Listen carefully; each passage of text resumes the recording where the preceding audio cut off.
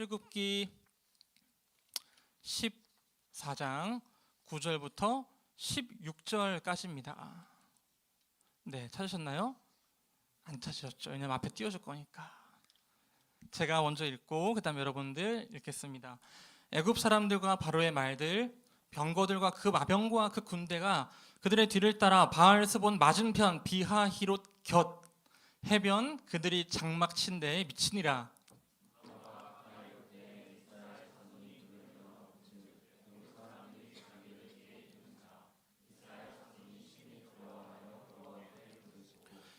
그들이 또 모세에게 이르되 애굽에 매장지가 없어서 당신이 우리를 이끌어내어 이 광야에서 죽게 하느냐?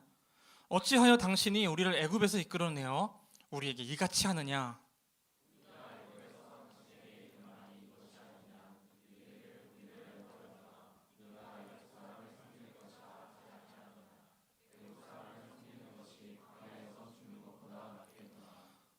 모세가 백성에게 이르되 너희는 두려워하지 말고 가만히 서서 여호와께서 오늘 너희를 위하여 행하시는 구원을 보라.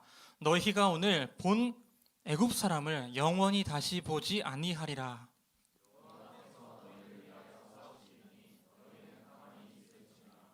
여호와께서 모세에게 이르시되 너는 어찌하여 내게 부르짖느냐? 이스라엘 자손에게 명령하여 앞으로 나아가게 하고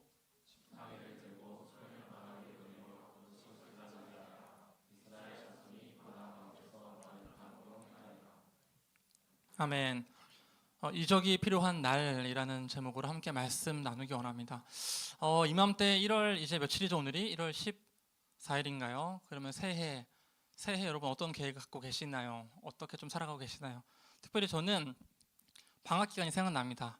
많은 분들이 이제 물론 취업하시고 여러 가지 바쁜 일정이 있으시겠지만 알바도 있으시겠지만 저는 언제나 예전에 대학을 다니던 시절에는 방학 기간에 이때쯤 한번 여행을 갔던 기억이 납니다. 그러니까 신년 여행 이런 거였어요. 그러면 보통 저는 약간 바다파입니다. 바다파. 물론 갑자기 산파인 것도 좀 웃겨요, 사실은. 그렇죠? 갑자기 산에 올라가서 산에서 막 텐트 그럴 수도 있지만 전 바다파여서 바다에 가면은 바다 이렇게 파도 치는 걸 이렇게 그냥 가만히 보는 걸 좋아합니다. 철썩 이러면서 까마귀, 갈매기 깨라락 이렇게 지나가는데 바다 좀 좋아하세요? 저는 바다를 정말 좋아하는데 근데 바다에 대한 공포도 좀 생기게 됐습니다. 언제 공포가 생기게 됐냐면 말씀드렸던 것 같기도 한데 제가 이제 나온 고등학교가 저희 모교가 안산 단원고등학교거든요. 예전에 세월호 있었던 그 사건이 있었던 고등학교예요. 그러다 보니까 제가 이제 저희 교회 고등부는 거의 다 단원고등학교 학생이었어요. 그러다 보니까 저의 이제 후배 한 두 살 차이나 4살 차이 정도였던 것 같은데 그 친구들이 그 한 명 남고 정말 안타깝게 그 생을 마감하게 된 우리 교회 고등부 그 2학년 그런 일이 있었던 거예요. 근데 그때 이제 한참 그 뉴스를 보면서 막 밤낮으로 이렇게 계속 막 구조가 어렵고 날씨가 오늘처럼 좋지 않고 그때 느꼈던 게 바다가 정말 참 거세다 좀 이런 생각을 좀 많이 했습니다. 특별히 바다가 무서워진 거는 그 이후로 밤바다가 너무 무서워진 거예요. 그러니까 어떤 느낌이냐면 이렇게 사실 이렇게 바다를 걸으면은 생각보다 꽤 기분이 좋잖아요. 여름이어도 바다 근처는 시원하거든요.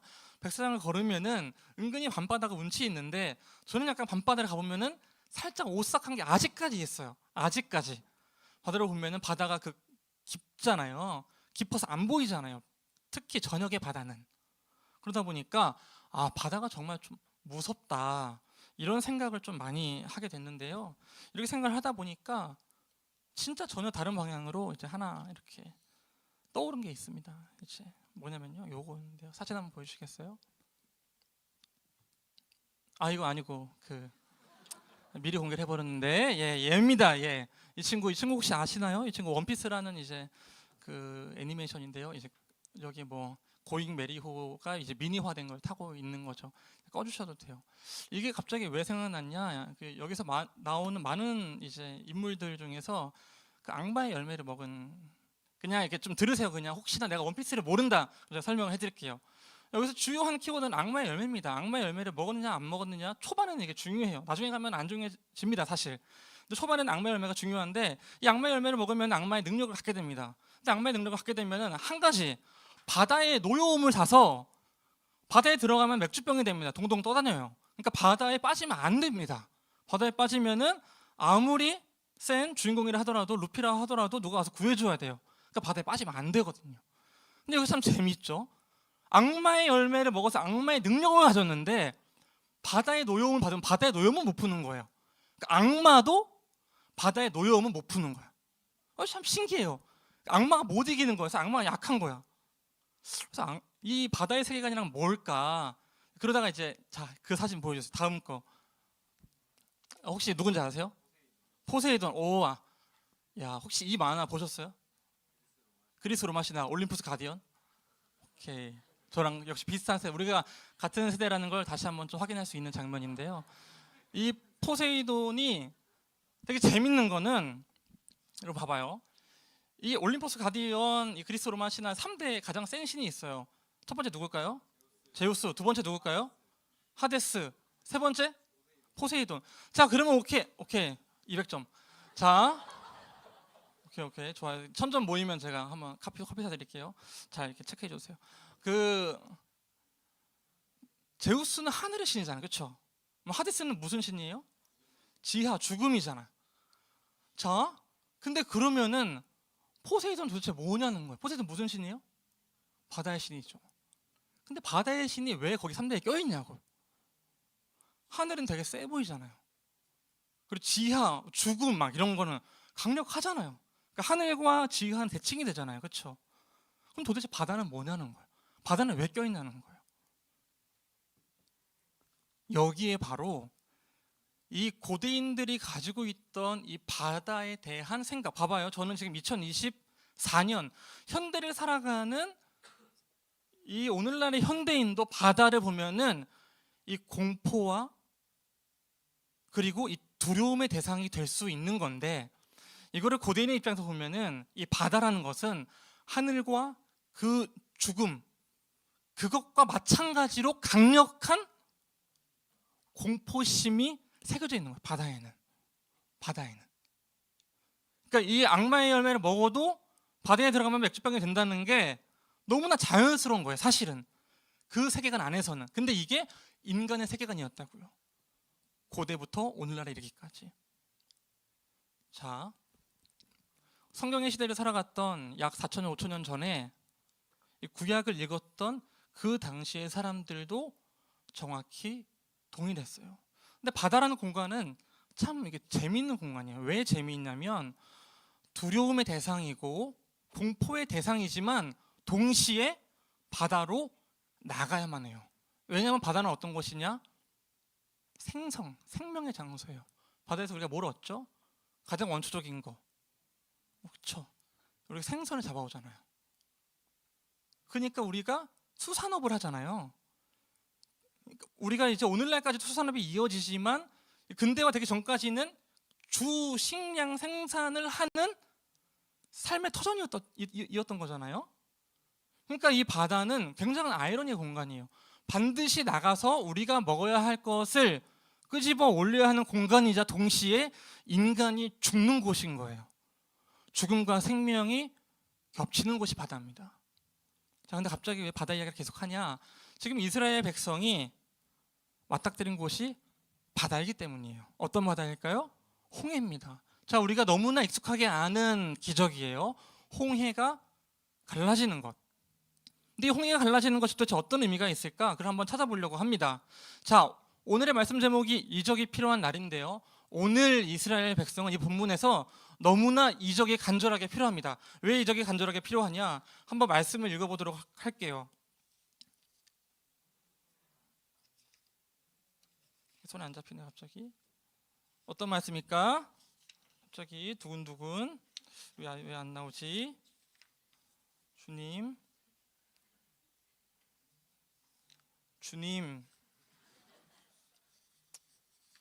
오케이, 됐습니다. 출애굽기 14장 9절입니다. 함께 읽어볼까요? 제가 읽을게요. 죄송해요. 애굽 사람들과 바로의 말들, 병거들과 그 마병과 그 군대가 그들의 뒤를 따라왔습니다. 지금 해변 장막친대 근처에 있는 거예요. 지금 이집트에서 이 이스라엘 백성들은 출애굽했습니다. 출이집트. 이집트에서 도망 나왔죠. 지난주 설교에 따르자면 이들은 지금 자신들이 마주한 그 껄끄러운 길을 열심히 걷고 있습니다. 정말 걷기 힘들고 자신의 과거를 다시 한번 상기해야 되고 무조건 거스르는 길이지만 이 노예들이 이제는 나와서 자유인으로 살기 위해서 해방을 위해서 나온 거예요. 근데 누가 따라온다는 거예요?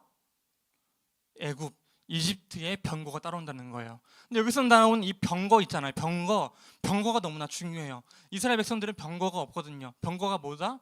마차, 전차예요. 이집트는 마차와 전차가 있습니다. 그러니까 빨라요. 빨리 쫓아올 수 있는 겁니다. 이게 그 당시 이집트의 주력의 무기였고, 그래서 이집트는 강국이었습니다. 제국이었죠. 이집트를 공략할 수 있는 군대는 그 근방에 없었습니다. 그랬는데 430년간 종살이하던 애굽에서 막 나온 히브리 민족 노예들이 이 병거들을 어떻게 따돌릴 수 있겠어요? 따돌렸는데 정말로 맞닥뜨린 거예요. 어디서? 홍해 앞에서, 절벽 끝에서, 절망의 끝자락에서. 자, 10절 가볼까요? 바로가 가까이 올 때 이스라엘 자손이 눈을 들어본즉 애굽 사람들이 자기들 뒤에 이른지라. 그래서 어떻게 되죠? 이스라엘 자손이 심히 두려워하여 여호와께 부르짖습니다. 부르짖어요. 자, 제가 재밌는 거 하나 말씀드릴까요? 뭐가 재밌냐면 이 부르짖음이라는 키워드가 출애굽기에서 너무나 중요합니다. 아니, 이게 성경 전체에서 중요해요. 계속 백성들은 부르짖어요. 출애굽기가 시작된 이유가 바로 이 부르짖음 때문에 했어요. 출애굽기 2장 23절에 보면은 여러 해 후에 애굽 왕은 죽었고 이스라엘 자손은 고된 노동으로 말미암아 탄식하며 부르짖으니, 그 고된 노동으로 말미암아 부르짖는 소리가 하나님께 상달된지라. 출애굽이 시작된 이유가 바로 이거예요. 하나님께서 이스라엘 백성들이 부르짖는 걸 들으신 거예요. 너무 고통스러워하는 걸, 이 노예 생활에 지친 거를, 억압된 것 때문에 부르짖음을 들으신 거죠. 근데 지금 다시 부르짖는 상황이 반복됩니다. 혹시 여러분들의 삶 속에서 이러한 부르짖음의 시간을 가져본 적이 있으신가요? 이스라엘 백성들은 지금 어떤 상황이었을까요? 나름 꽤 많은 기대감을 가지고 애굽, 이집트를 나왔을 거예요. 봐봐요. 지금 하나님께서 결국에는 역사를 하셨잖아요. 우리가 지금 오늘 이야기하진 않았지만 읽은 본문들을 보면은 하나님께서 10가지 재앙을 일으키세요, 이집트한테. 근데 10가지 재앙을 왜 일으켰을까요? 왜 일으켰을까요? 이것 때문에 그래요. 출애굽기 7장 9절, 딱 지난주 본문 읽었는데요, 여기 이렇게 나와 있거든요. 바로가 너희에게 이르기를 너희는 이적을 보이라 하거든. 뭐냐면요, 바로가 이 이스라엘 백성 모세, 아론과 싸울 때 하나님이 진짜 그러하냐? 그러면 이적을 보여라, 증거를 갖고 와라, 정말 그런지 보여봐라라고 하거든요.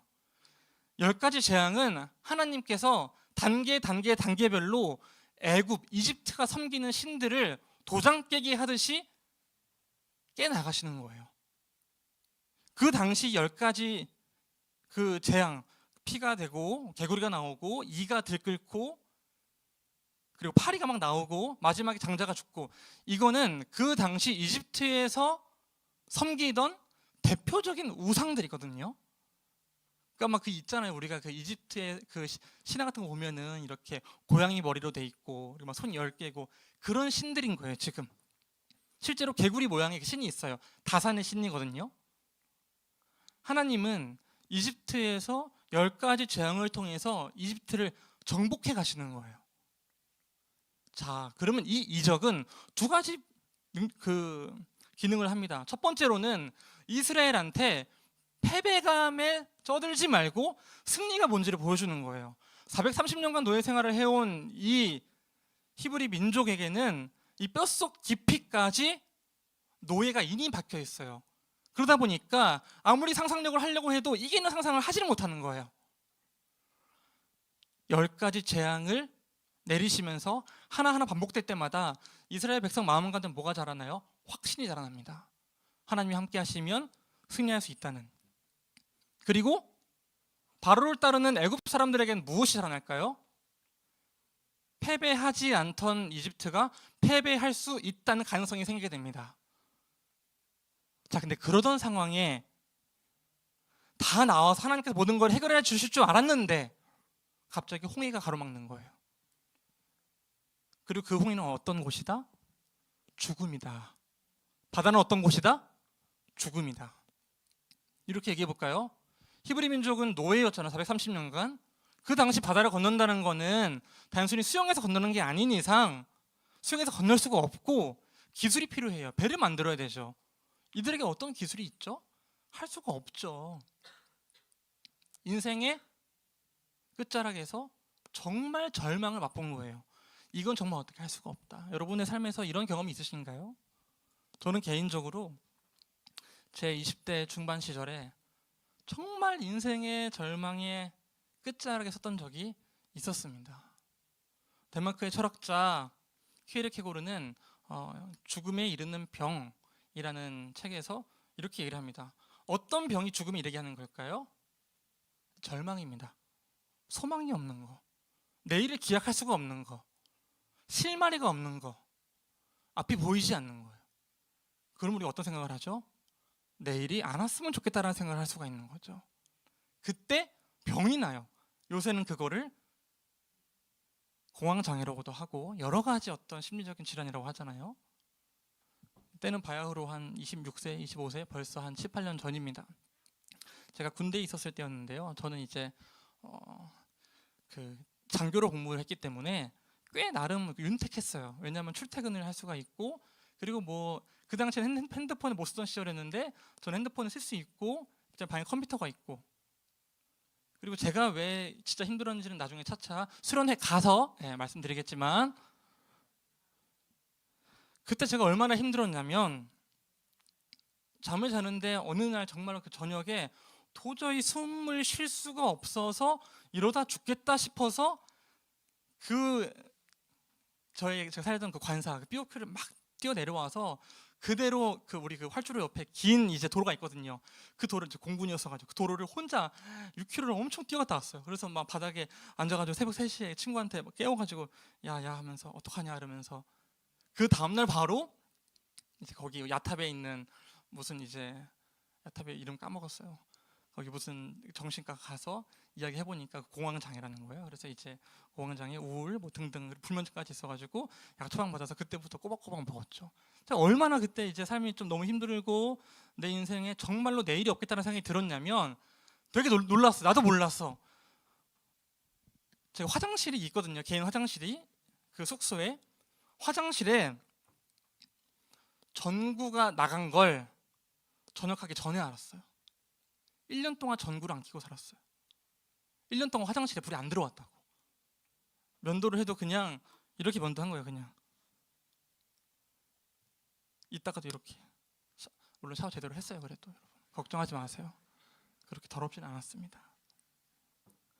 친구가 언제 한번 와서 너희 방에서 샤워 잠깐 하고 가겠다고. 근데 그 친구가 얘기하는 거예요. 너 방에 왜 불 안 들어오냐고. 그때 처음 알았어요. 왜냐하면 불 켤 일이 없었거든요. 어두워지면 어두워진 대로 살면 됐으니까. 그 이유는 자세히 이제 가서 수련회 가서 얘기하는 걸로 하고, 그때 제가 뭘 느꼈냐면 정말로 그 밤이 너무 힘들어요. 밤에 혼자 침대에 누워서 아무것도 할 수 없는 그 무기력감, 도저히 내일이 또 온다는 거에 대한 불안감, 그리고 뭔가 내가 원하던 그 모든 것에서 박탈되었다는, 모든 것에 지쳤다는, 더 이상 뭔가 하기 어렵다는. 근데 심지어 그런 거 있잖아요. 난 죽고 싶어. 하지만 내가 죽으면 슬퍼할 사람들을 떠올리니 죽을 수가 없어. 그리고 그때 이제 나왔던 막 책이 이런 책도 있었던 것 같아요. 막 죽고 싶지만 떡볶이는 먹고 싶어. 근데 진짜 놀라운 건 그 책 나오기 전에 제가 친구한테 그 얘기를 했거든요. 그 친구 이제 저랑 같이 힘들었던 친구였는데 그 친구랑 그 매주 하던 의식이 있었어요. 서로가 서로를 이렇게 살려주는. 짬뽕을 한 그릇씩 먹는 거였어요. 제가 짬뽕을 좋아해서. 그렇다고 짬뽕만 먹자고 하시면 안 돼요. 예. 근데 진짜 그래도 짬뽕 먹는 낙으로 산다. 제가 그 얘기를 했거든요. 그랬는데 그 책이 나온 거예요. 떡볶이 먹고 싶다고. 내가 그때 죽고 싶지만 짬뽕을 먹고 싶어를 셌으면은 조금 더 좋았을 텐데. 죄송합니다. 제목만으로 책이 되는 게 아니죠. 너무 교만한 생각이고. 저는 이 이스라엘이 마주한 상황이 정말 그 절망의 끝자락이라는 건, 우리는 홍해가 갈라질 걸 알지만 이들은 그 홍해를 단 한 번도 건너본 적이 없는 사람들이잖아요. 배도 없잖아요. 어떻게 건널지 모르잖아요. 도대체 이때 뭘 할 수가 있는 거예요? 정말 이적이 필요한 날이에요. 근데 그 이적은 도무지 아무리 앞에서, 되게 놀라운 게 이 앞에서 하나님이 구름 기둥 불 기둥으로 이스라엘 백성들을 지키면서 애굽의 병사들을 물리치고 따돌리고 다 했어요. 근데 아무리 생각해도, 내 생각에 아무리 다양한 경우의 수를 따져봐도 이거는 불가능한 거야. 이걸 넘을 수가 없는 거예요. 그때 이적이 필요한 거죠. 바로가 이적이 보여달라 했잖아요. 이적을 보여달라고. 하나님 이제 그렇게 이적 좀 보여주세요 할 수도 있는 거잖아요. 근데 모르겠어요. 그런 마음으로 부르짖었는지. 여기서 종교가 무엇이고, 아까 우리가 얘기한 그 신화와 인간이 만들어낸 것들, 이 종교가 무엇이고, 그리고 성경이 이야기하는 진리가 무엇인지가 극명하게 대비가 됩니다. 우리는 우리의 문제가 필요해서 이적을 바라죠. 그러면 그 다음에 어떻게 할까요? 포세이돈한테 빌기 시작해요. 포세이돈은 뭐냐면은 바다의 신이잖아요. 인간이 뭘 하면 안 돼요? 바다의 노여움을 사면 안 되는 거예요. 우리가 빌기 시작하는 거예요. 내가 잘못했다고, 내가 더 잘하겠다고, 정성을 다하는 거, 치성하는 거예요. 이게 우리의 종교적 행위인 거예요. 근데 따지고 보면 우리 신앙생활도 이러한 종교적 행위로 변모할 수가 있죠. 우리는 뭔가 잘 안 됐을 때 이렇게 생각을 하게 되는 거죠. 하나님이 왜 이렇게 이끄셨지? 하나님이 나를 치시나 벌하시나? 다양한 생각들이 막 돌면서 하나씩 제거해가요. 하나님, 그럼 제가 한번 회개해 보겠습니다. 뭐 해보겠습니다. 그러다 보니까 이스라엘도 지금 완전히 이 절망 앞에 사로잡히니까 바뀐 게 하나 있어요. 자기가 걸어왔던 모든 과거를 부정해요. 그러니까 마음이 꼬인 거예요. 마음이 꼬이면은 이전까지 해왔던 모든 것들도 거짓말이 돼요. 우리 아내가 그런 얘기를 하는 거야. 이제 가끔씩 정말 놀라운 날이 있어요. 어떤 날이냐면, 분명히 그 전날 나랑 결혼해서 너무 행복하다고, 난 정말 아무리 생각해도 너랑 결혼 너무 잘한 것 같아, 그랬거든요. 그 다음날 싸우는데 자기는 한 번도 행복한 적이 없대요. 그럼 저는 이제 어떤 단어에 꽂힐까요? 어떤 단어에 꽂힐 것 같아요? 한 번도 안 행복했다고? 한 번도? 그럼 어제 말한 건 뭐야? 사실 그것도 그냥 뭐 그런 걸. 자, 그러니까 이게 정말로 우리가 절망의 끝자락에 가면 모든 걸 부정하게 된다니까요. 이스라엘 뭘 부정하는지 봐볼까요? 자, 출애굽기 14장 11절. 그들이 또 모세에게 이르되 애굽에 매장지가 없어서 당신이 우리를 이끌어내어 이 광야에서 죽게 하느냐? 어찌하여 당신이 우리를 애굽에서 이끌어내어 우리에게 이같이 하느냐? 아까 봤잖아요. 우리 애굽에서 왜 나왔다고요?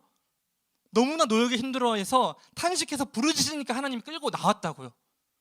근데 절망의 끝자락에서는 그 모든 해석이 바뀌어요. 왜 나를 끌고 왔냐는 거예요. 자, 하나 더 읽을까요? 14장 12절. 이게 대박이에요. 우리가 애굽에서 당신에게 이른 말이 이것이 아니냐, 이미 얘기했다는 거예요. 내가 이렇게 될 줄 알았다는 거예요. 이르기를 우리를 내버려둬라. 우리가 애굽 사람을 섬길 것이라 하지 아니하더냐. 애굽 사람을 섬기는 것이 광야에서 죽는 것보다 낫겠노라.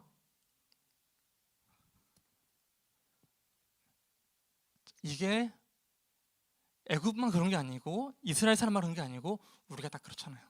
우리가 기도할 때, 하나님 이 직장을 보내소서, 이 대학을 보내소서, 이곳으로 보내소서. 놀라운 건, 만약에 응답이 돼서 가면 그때부터 시작돼요. 하나님 나를 왜 보내셨나요? 하나님 이 자리에 나를 왜 보내셨나요? 이 직장에서 나의 소명은 무엇입니까? 자, 그럼 여기서 한번 우리가 다시 한번 신앙의 메커니즘을 살펴볼 때가 됐어요. 우리는 이적이 필요합니다. 매일같이, 특별히 어려운 때에는, 두려움이 있을 때에는, 막막할 때는, 절망의 끝에서는 이적이 더 필요합니다. 이적을 보여달라고 이야기를 하죠. 바로도 이야기하잖아요. 바로의 세계관이에요. 이적이 보여? 그럼 내가 믿겠다. 근데 놀라운 건 뭔지 아세요? 바로한테 수없이 많은 이적이 보여줬어도 바로는 마음을 바꾼다는 거예요. 마치 그럴싸하게 출애굽기를 읽다 보면은 바로가 해줄 것처럼 그래요. 재앙이 한번 일어나요? 너희 하나님 대단하다 그래요. 가라 그래요. 마음 바꿔요. 근데 이스라엘 똑같은 거예요. 우리도 똑같은 거예요. 한 목사님 이런 말씀하시더라고요. 그게 너무 기억에 남는데, 인간이 어떤 존재냐면 장례식장을 가면서 위로의 말을 전하러 갔는데 한편으로는 위안을 얻고 돌아온다는 거예요. 내가 죽은 게 아니라서. 전 교회에 있으면서 되게 놀라웠던, 지금 생각해보면 되게 아찔했던 그런 감사와 기도가 뭐냐면은, 우리가 막 그런 선교지 갔다, 단기 선교 갔다 와서 단기 선교 보면서, 하나님, 이 아이들은 이렇게 어렵고 불쌍하게 사는데, 장애가 있는데, 저는 그러지 않아서 감사하다고 감사하는 거, 기도하는 거, 나는 이렇게 풍족하게 만들어 주셔서. 물론 그런 의도는 아니죠. 하지만 우리는 다른 사람의 불행에 감사할 수 있는 것, 그것이 우리 인간이고, 어제 먹었던 마음이 오늘 틀려지는 것이 인간이고, 하나님께서 행해 주신 모든 역사와 구원, 자유와 해방의 길이 오히려 나를 억압하는 길이었다고 왜곡할 수 있는 게 우리 인간인 거죠. 이적이 필요한 날, 하나님은 분명히 이적을 행하십니다. 근데 이적을 왜 행하시는 걸까요? 자, 결론으로 가볼까요? 하나님은 결국 홍해를 가르십니다. 홍해를 갈라요. 바다를 가릅니다. 인간이 전혀 생각하지 못했던, 전혀 발을 내디딜 수 없을 거라고 생각했던 그 바다를 가르고 땅을 걷게 하시는 거예요. 땅을. 죽음과 공포와 두려움의 대상이었던 그 바다를 나누셔서 육지를 밟게 하신다고요. 그럼 여기서 우리가 뭘 생각해야 되냐면, 하나님이 모세의, 그리고 이스라엘 백성들의 그 부르짖음을 들으시고 문제를 해결해 주셨잖아요. 찬양을 올리겠죠. 근데 여기서 배워야 되는 게 뭐냐는 거예요. 하나님이 말하려고 하는 건 뭘까? 이적을 통해서. 말씀을 읽어볼게요. 바로 이겁니다. 10절에 가서 모세가 백성에게 10번 출애굽기 14장, 여기 모세가 백성에게 이르되 너희는 두려워하지 말고 가만히 서서 여호와께서 오늘 너희를 위하여 행하시는 구원을 보라. 요거거든요. 이제 말씀 마무리 맺을게요. 이제 반주해 주시면 되고요. 자, 우리가 이적을 통해서 진짜 바라봐야 되는 건 뭘까요? 하나님께서 우리에게 전하려고 하시는 건 무엇일까요? 그거는 그때마다 내가 너의 문제를 해결해 주겠다, 그러니까 부르짖어라, 요렇게 간다면 그거는 아까 얘기한 그 종교의 방향으로 가는 거예요. 우리가 하나님한테 내 문제 해결해 달라고 그때 절절을 빌게 되는 거예요. 빌게 되는 거. 하나님이 원하시는 게 그게 아니라고요. 하나님이 원하시는 건 구원이라는 게 뭔지를 알려주는 거예요. 자, 이 홍해 사건이 갖는 건 이렇게 볼 수 있어요. 자, 이스라엘 백성들이 바다로 들어갑니다. 바다는 뭘 상징한다고요? 죽음과 공포와 두려움. 이스라엘 백성들은 그러면은 지평선을 중심으로 봤었을 때, 수평선을 중심으로 봤었을 때 지하로 내려가요. 안 보여요. 그렇죠? 그리고 다시 올라와서 나오게 돼요. 죽음을 극복하고 생명으로 나오는 거예요. 사실 하나님은 이적을 통해서 언제나 같은 걸 얘기하려고 하는 거예요. 내가 너희를 구원하는 하나님이다. 근데 우리가 언제나 흔들리는 건 구원을 하는 하나님이 어떤 분인지가 아니라 내 문제를 지금 해결해주는, 어쩌면 포세이돈을 원할 수가 있는 거예요. 그게 오히려 더 쉬워요. 포세이돈은 더 강력해. 인신 제사를 드리면은, 공양을 하면은 기브 앤 테이크가 확실하잖아요.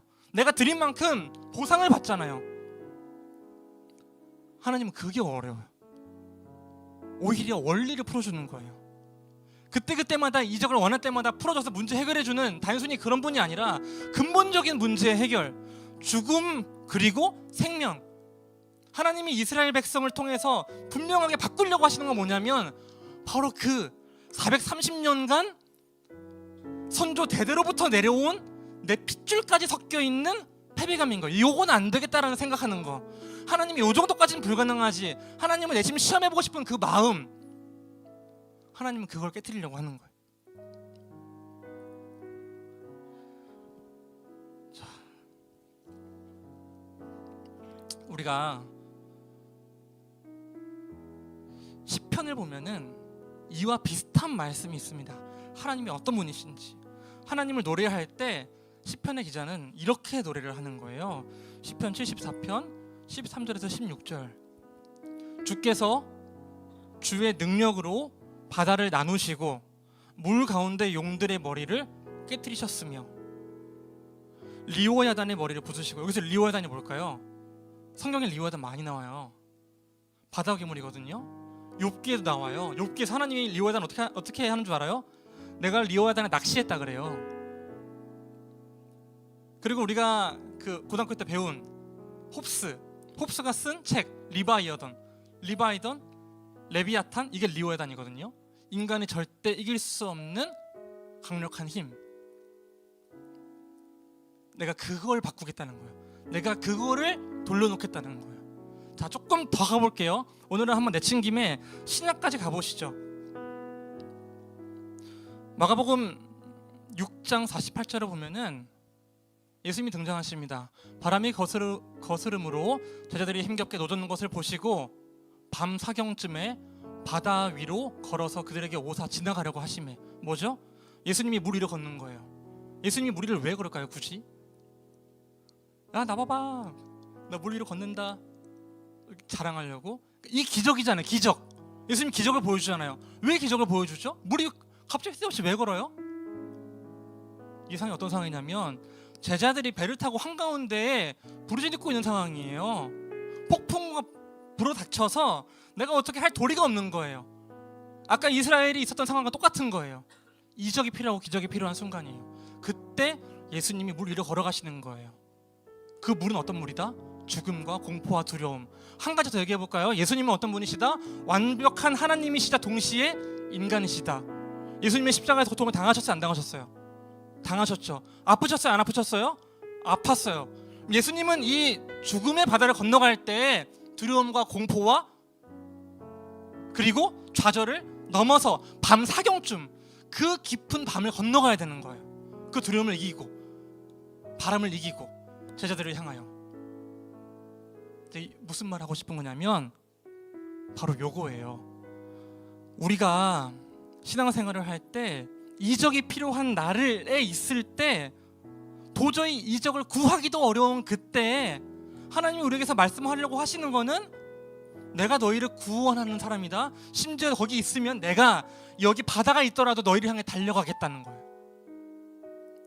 그 다음에 어떤 게 나오는 줄 알아요? 베드로가 물 위를 걸어갈 수 있게 되는 거예요. 우리가 신앙을, 그러니까 이게 우리가 이제 이적을 일으키는 사람이 되는 거예요. 우리가 바다를 건너가는 사람이 되는 거예요. 이스라엘 백성도 지금 자신들이 이적을 완전히 경험한 거예요. 그럼 경험했으면 뭐예요? 이제 죽음을 뚫고 나온 거예요. 저는 딱 이 생각이 떠오르는 거예요. 뭐냐면은 예전에 우리 그 수능 혹시 인강 어디 들으셨어요? 이투수? 메가스터디? 인강 형강 들으셨어요? 전 인강 들었는데 메가스터디의 그 한 영어 쌤이었는데 아직도 기억나. 그게 너무나 강력해서 12년 전에 13년 전에 그때 막 EBS 연기한다고 그래가지고 막 문제를 막 다 뽑아주고 있었어요. 막 사람들이. 근데 이제 그 강사분은 언제나 확고한 신념이 하나 있었었는데 우리한테, 그러니까 수강생들한테 얘기했던 게 요거예요. 너희 어떤 문제 나올지 그거 예측하다 보면은 물론 시험도 잘 맞을 수 있겠지만 나는 그래도 너희에게 정석을 얘기해주고 싶다. 정석이 뭐냐면 어떤 문제가 나오더라도 풀 수 있는 힘을 길렀으면 좋겠다. 무슨 말씀인지 아시겠어요? 하나님이 우리에게 그때그때 이적을 보여주시잖아요. 그게 놀랍잖아요. 기적이잖아요. 근데 그게 기적이 아닌 거예요. 사실은 복음서에 가보면은 예수님 뭐라 하신 줄 알아요? 이 세대는 나한테 기적을 구한다 그래요. 근데 기적을 구해도 결국 아무도 못 믿거든요. 저한테 올라와 주세요. 이제 다 마쳤는데 그래서 그 끝에 나온 게 예수님 자기가 죽기로 한 거예요. 그게 마지막 이적인 거예요. 제가 오늘 여러분들한테 말씀해드리고 싶은 거는 우리가 이적이 필요한 날 이적을 구하면서 다양한 문제를 해결하려고 노력하고 애쓰지만 사실은 그것들이 어쩌면 우리의 신앙생활을 다시 한번 점검해봐야 할 그러한 맥락일 수도 있는 거예요. 뭐냐면 그때마다 이적을 일으켜 주시면 너무나 감사하죠. 즐겁죠. 근데 그거에 맛을 들이면은 신앙생활의 본질을 잊어버리는 거예요. 사실 어떠한 이적이 없어도 우리는 한 가지 이적만 가지고 모든 것이 바뀌는 그런 삶을 살아가게 되는 거예요. 그게 뭐냐면 한 가지 이적, 죽음과 생명. 그게 뭐? 십자가. 그게 뭐? 예수님의 죽으심과 부활하심. 그래서 결국 모든 복음서의 마지막은 예수님의 십자가로 끝납니다. 부활로 끝나요. 그 부활 이후의 삶을 우리가 살아가는 거예요. 여러분, 그런 의미에서 말씀드립니다. 이적이 필요한 날 우리는 이적을 구하며 살아가게 되겠지만, 하나님 작은 실마리라도 보여주세요 하면서 그 실마리를 붙잡고 살아가고 싶지만, 어쩌면 하나님께서 우리에게 주신 건 그보다 더 놀라운 것일 수 있어요. 뭐냐면 그 죽으심과 부활하심을 알고 믿고 내가 그렇게 죽으심과 부활하심을 갖고 살아간다고 고백하는 이상 우리는 내 앞에 주어진 모든 것들을 기적으로 여기며 살아갈 수가 있는 거예요. 하나님께서 함께 하신다는 구원으로 여기면서, 제가 아까 그 누워있던 침대에서 힘겹게 아무것도 못하겠다 약만 먹고 있을 때 어쩌면 그때야 말로 하나님이 구원하심이 뭔지를 알 수 있었던 거예요. 실제로 제가 그때 느꼈던 게 뭐냐, 지금 여기서 말씀하시는 살아계신 하나님 그 찬양이 있거든요. 그 한 곡을 듣고 왠지 모르겠는데 그때부터 마음속에서 힘과 생명이 피어나기 시작했어요. 오늘의 예배가, 오늘의 찬양이, 오늘의 기도가 바로 그러한 순간이 됐으면 좋겠습니다. 제가 함께 깊은 곳에 나아가 찬양해 보겠습니다. 거친 바다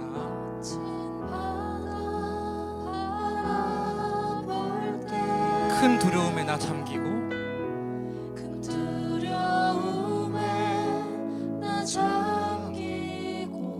모든 소망 사라지네. 모든 소망 사라지네. 나의 맘 무너져 내리고 나의 맘 무너져 내리고 거센 폭풍 거센 폭풍 가운데 주 사랑이 들리니 나의 작은 발걸음, 나의 작은 발걸음 주를 향해 뒷내 깊은 곳에 나아가 내 발을 띠네. 두려운 맘 내려놓고 깊은 곳에 나아가 내 발을 띠네. 할렐루야. 다시 한번 처음부터 고백해 보겠습니다. 할렐루야. 거친 바다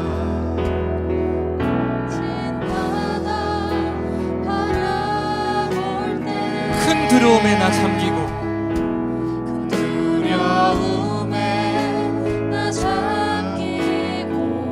모든 소망 사라지네. 모든 소망 사라지네.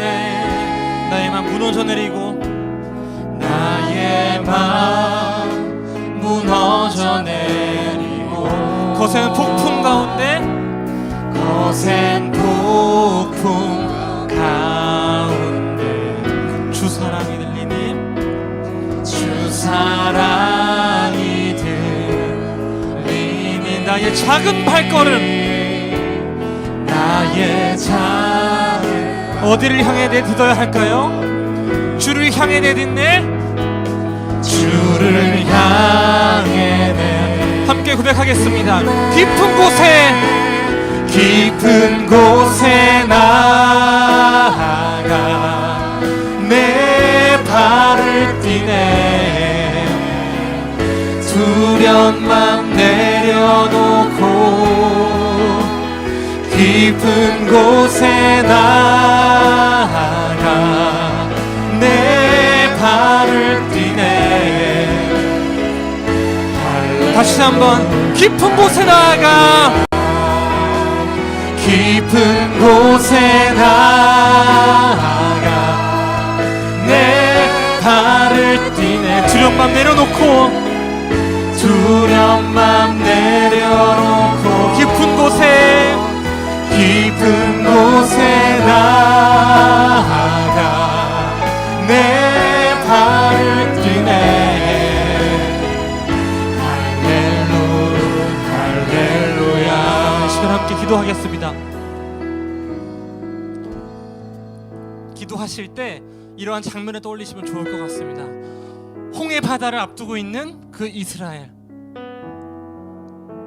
풍랑 가운데 흔들리는 배 위에 있는 제자들의 모습, 죽음과 공포와 두려움이 새겨져 있는 이 바다 앞에서 여러분, 우리는 과연 어떠한 응답을, 어떠한 기도를 구해야 할까요? 하나님, 이적이 필요합니다. 이적을 보여주십시오. 하나님, 이건 진짜 해결해 주셔야 합니다. 하나님께서 그 문제를 해결해 주실 수도 있죠. 근데 해결 안 해주시면 어떡합니까? 그때 우리가 붙잡고 가야 할 이적은 무엇입니까? 하나님, 그때 내가 바로 하나님께서 나에게 말씀하려고 하시는 것, 보라, 하나님께서 나를 구원하실 것이다. 하나님은 구원하시는 분이시다. 우리 마음 가운데 하나님의 그 성령과 우리가 동행하시는 예수 그리스도가 있으시다. 이러한 확신을 우리에게 불어넣어 주시리라 믿습니다. 이 시간 기도하실 때 하나님, 우리에게 강력한 그 구원의 은혜를 허락하여 주옵소서. 구원의 은혜를 경험할 수 있게 인도하여 주시옵소서. 아멘. 주여 한번 부르시고 기도하겠습니다. 주여, 주님 아버지, 우리가 이적을 구할 때, 내 앞에 있는 문제에 절절매며 살아갈 때 하나님이 문제를 해결하여 주시옵소서. 이 문제를 넘어갈 수 있는, 이 문제를 능히 해결할 수 있는 그동적인 힘을 허락하여 주시옵소서. 주님 아버지, 우리 마음 가운데 진정 주님께서 아버지 구원이 무엇인지, 하나님의 역사가 무엇인지 알려주십니다. 주님 아버지, 그 구원의 은혜를 경험할 수 있게 인도하여 주시옵소서. 주님 아버지,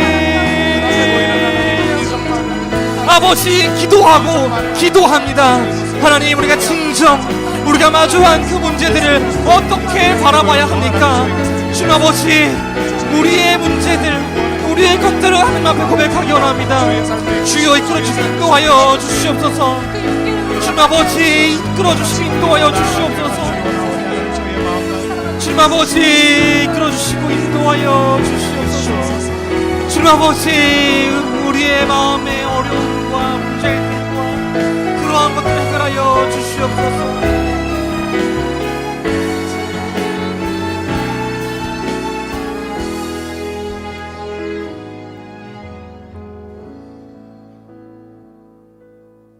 이 시간은 한번 잠잠하게 기도해보기 원합니다. 기도하실 때 더 깊이 성경 속으로 들어가서 우리를 그 자리에 한번 놔보는 겁니다. 성경의 자리에. 이스라엘 백성들이 마주하던 공포, 도저히 급급해서 해결할 수 없을 것 같았던 그 애굽의 병거, 하나님, 지금 내가 마주하고 있는 병거가 무엇입니까? 이거를 하나님께 얘기하는 시간입니다. 제자들이 배 위에 올라가서 풍랑을 겪습니다.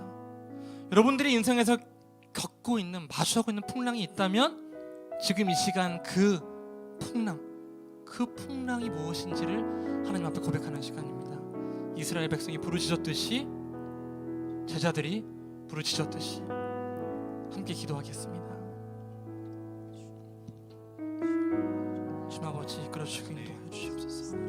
아버지, 내 인생이 마주한 그 풍랑과 폭풍우와 아버지, 그 애굽의 병거와 같은 문제들이 산적합니다. 하나님,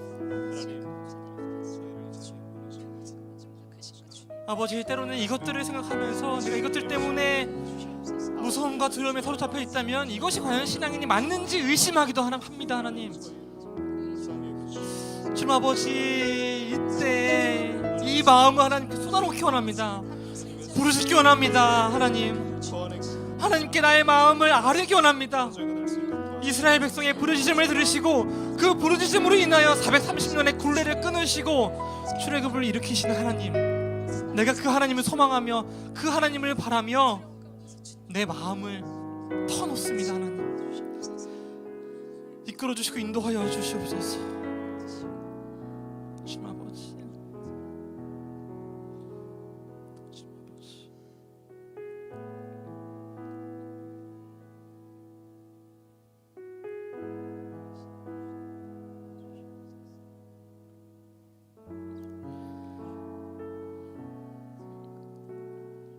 우리의 삶이 이러한 것 같습니다. 아무리 하나님의 하나님의 그 구원의 은혜를 묵상하고 그리스도의 십자가를 묵상하더라도 우리는 흔들립니다. 마치 파스칼이 말한 것처럼 우리 인간은 갈대와도 같아서 언제나 흔들리며 마음을 어디 놓아야 할지 알지 못합니다. 이때 우리가 진정 추구하고 바라야 할 것은 무엇인가요? 우리의 걸음을 이끌어 주신 분이 계시다는 것입니다. 이 시간 함께 찬양을 한번 해보려고 하는데요, 우리 살아가는 모든 날들이라는 찬양입니다. 찬양하실 때 이 가사를 묵상해보며 오늘 말씀을 다시 한번 생각해보시면 좋을 것 같습니다. 우리 살아가는 모든 날들이 다 주의 숨결 속에, 다 주의 숨결 속에 지어졌으니 이제 모두 모여 다 주를 찬양해.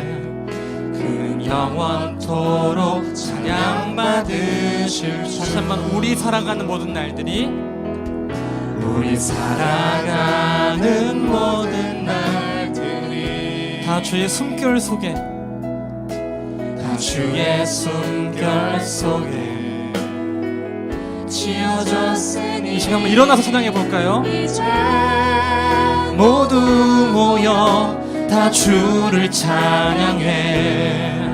그는 영원토록 찬양받으실 주. 우리 함께 찬양하며 걸어가리 길. 우리 발걸음 주가 이끌어 주시. 잠시 넘어져도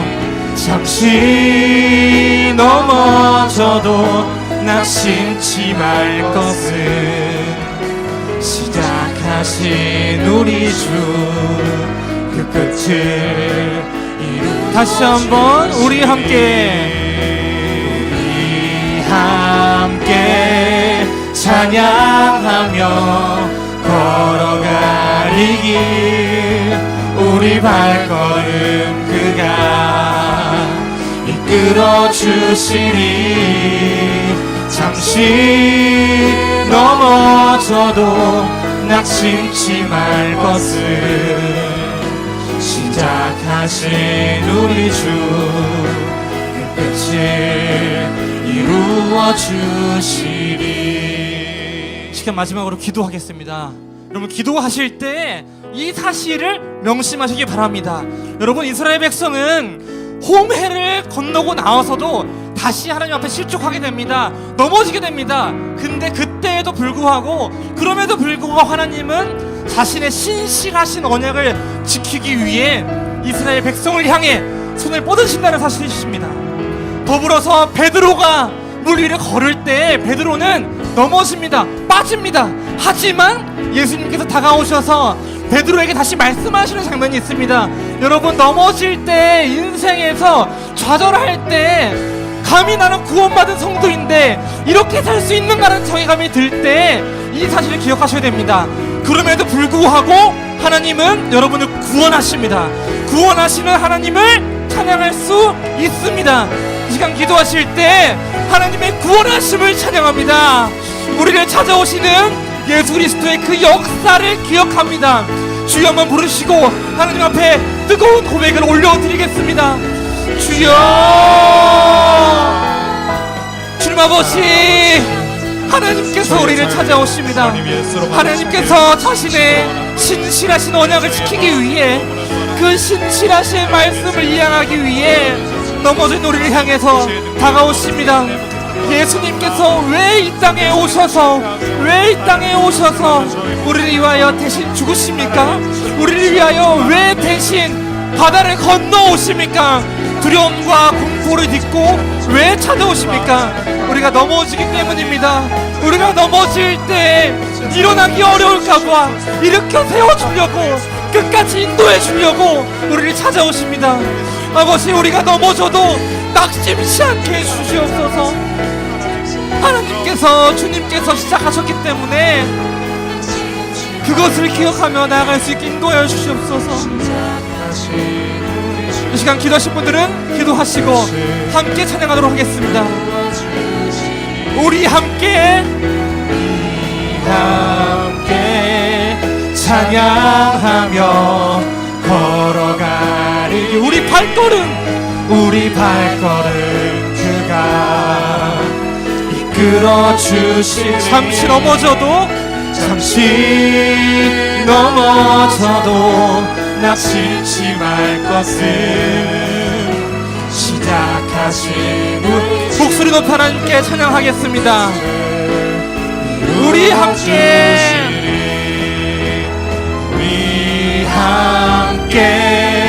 찬양하며 걸어가니 우리 발걸음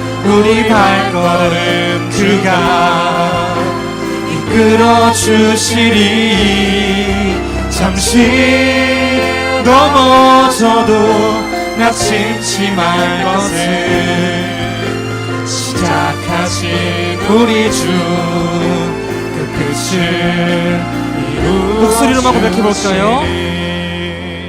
우리 함께 찬양하며 걸어가리. 우리 발걸음 그가 이끌어 주시리. 잠시 넘어져도 낙심치 말 것을 시작하신 우리 주 그 끝을 이루어 주시리.